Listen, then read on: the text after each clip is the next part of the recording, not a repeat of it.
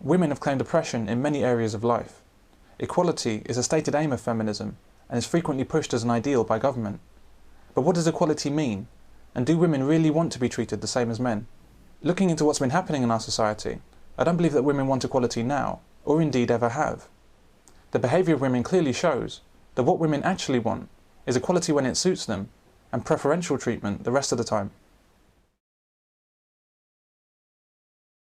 The whole driving force for seeking equality rests on the accepted belief that we live in a male-dominated society. This is also termed patriarchy. That is exactly the kind of arrogant, stereotypical male thinking that led to the oppression of gay women, as a matter of fact, all women. And then, we laid the patriarchy on them. In this patriarchy, everything is run by men, for the good of men, and to the detriment of women. On the face of it, it would seem that women may have a point. Most of Parliament and the judiciary are men. Most of the powerful jobs are held by men. Women didn't have equal property rights before 1893, they couldn't vote until 1918, women used to be prevented from going to university, women were often stuck in unwanted marriages. Surely we've always lived in a patriarchy. But does run by men mean run for men? Although there are men in Parliament, there's also women, but those men in the main, and as indeed most men do, they're just there to enact policies, laws or whatever it is, irrespective of being a man, if you see what I mean. So that this fallacy that because it's a so-called male-dominated society that somehow men will only ever do things to benefit men is absolute tosh. It's an established fact in psychology that both men and women are happiest with men in authority. Men want to be led by men, and women want to be led by men. What feminists chose to call patriarchy was nothing more than a division of labour between men and women, which was, until the 1960s, essential and natural. A culture did emerge from that division, in which men were widely believed to be superior, and in which women were defined by law and custom as the burdens of men. The key term here, however, is burden. There were few, if any, tangible benefits to men by this arrangement. The spurious idea of superiority by virtue of sex was unfortunate, because men and women were never meant to be in competition with each other. Women are not the opposite sex, they're the complementary sex. What this apparent superiority brought men was the duty to fight duels to the death over a woman's honour. The legal responsibility to be punished for any crime committed by his wife, for example debtor's prison, the right to go down with a ship while women were rescued, and the right to military conscription whilst women stayed safe at home. It's strange how patriarchal privilege has far more restricted men's freedoms in life than women's. But women chose not to see this reality, and instead saw men as being free, with no obligations and no one to tell them what to do, the same way that children see their parents. Women chose to ignore the near complete lack of choices open to men in all periods of history, chose not to notice the conscripted men coming back from war, and instead chose to focus on issues more important to them. The entirely selfish attitude of women, so clearly displayed during the First World War, continues to this day. Despite what we're repeatedly told, we do not live in a male-dominated society. The way I believe we've been built by nature is that men are the doers in terms of the world outside of the immediate home, certainly, outside of the nest.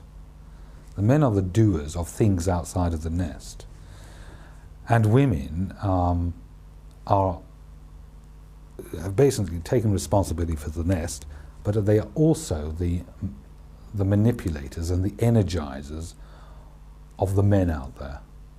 So I see women very much in control. They certainly are in charge of the upbringing of the children. They certainly are the ones who indoctrinate them with their views. She tried to lecture us on patriarchy and all that guff, and I said, there's no such thing as patriarchy in the West. I said, you know that. In fact, it's a matriarchy. She was talking all 70s speak, you know, how women were oppressed economically, sexually, socially, and I thought, you're going to make me cry in a minute, you know what I mean?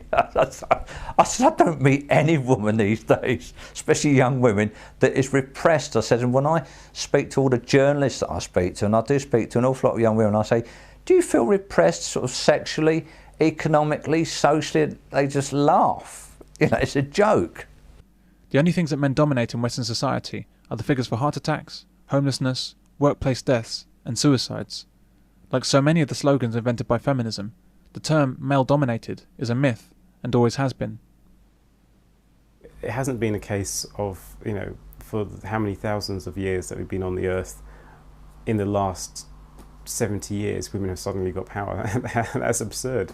It's gone around in cycles. Societies have evolved. Women have had lots of power, then they've had few power, and then they've had more power, and then it's gone to low power, and then they've had the same with men. It's not starting from point 0, moving to point kind of 100 over here. Do you think that we live in a male-dominated society?